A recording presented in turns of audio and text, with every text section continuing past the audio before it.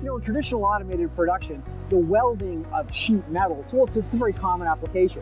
In the automotive world, of course, spot welding of sheet steel is probably the most common application. It dates back, 60 or 70 years.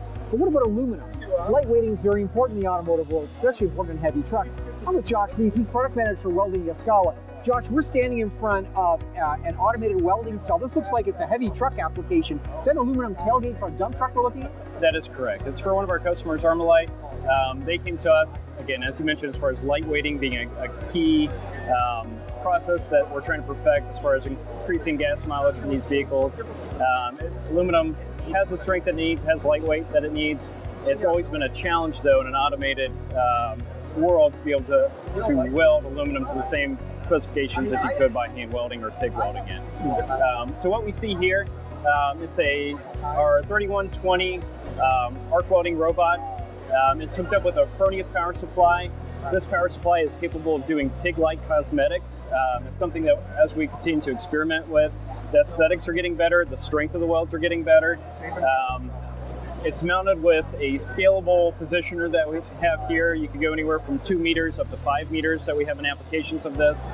You can do 1 or 2 robots, and it also can be a 1 or 2-sided system. So again, you can be welding a part while you're loading a part on and off, so you have a better cycle time, less downtime with the robot. Mm-hmm. Now, for our manufacturing engineering audience, perhaps is not as familiar with welding, sure. The reason it's a positioner is to make as many welds as possible in the horizontal position, is that correct? Correct. Yeah, and with this, you're also seeing as far as it's calibrated to work together with the positioner. Our controllers are capable of talking to all those axes at the same time, so that the robot has the accurate place on the part, while the positioner is rotating the part, as you can see here, to hit all those different angles. Mm-hmm. Now, someone interested in a cell like this, would they hire an integrator independently to put it together? Would they approach Yaskawa and say, please deliver this cell complete, and you would integrate it? How would they go about that?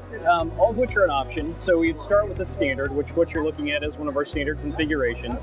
It's pre-engineered, so as far as your return on investment is going to be better with a cell like this. But if there's something as far as scalability, size of positioners, something more than 1,000 kilograms is what we see here, we can design that for the customer in-house. We also work with a large network of integrators that have the access to all these standard cells as well as highly modified, highly custom cells, something that'll be perfected for that customer. So this particular customer, we actually used a combination of 3 robots on tracks with 4 different cells in one monster cell, if you will. So as far as it's doing 4 different processes simultaneously while it's welding the large truck bed. Now this is a very large robot in this case. Would this be a typical scale or size of cell for an automotive application? This is going to be our longest reach robot for the arc welding robots. Again, 3 meters, over 3 meters with this particular robot. We also have our 1440 robot, which is going to have a reach of about 1.5 meters. You could do 2 of those side by side, again, for a faster cycle time, welding simultaneously. This is also going to be our largest of the potential cells within our standards line. We have everything from a compact cell called the C30 for small parts, the arc weld 200, 500 for a dual position where you can be doing 2 parts at the same time or 2 different parts at the same time, all the way up to what we see here. Josh, if you could give one piece of advice to someone who's looking at a robotic cell, a welding application like this, up front, what would that be?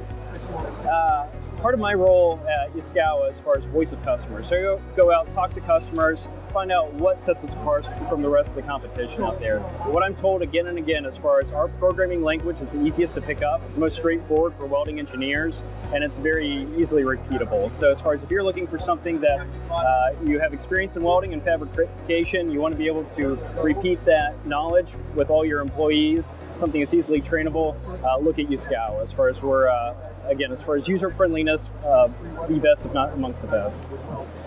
Josh Leith says user friendliness, and think about robot programming for your welding cell application.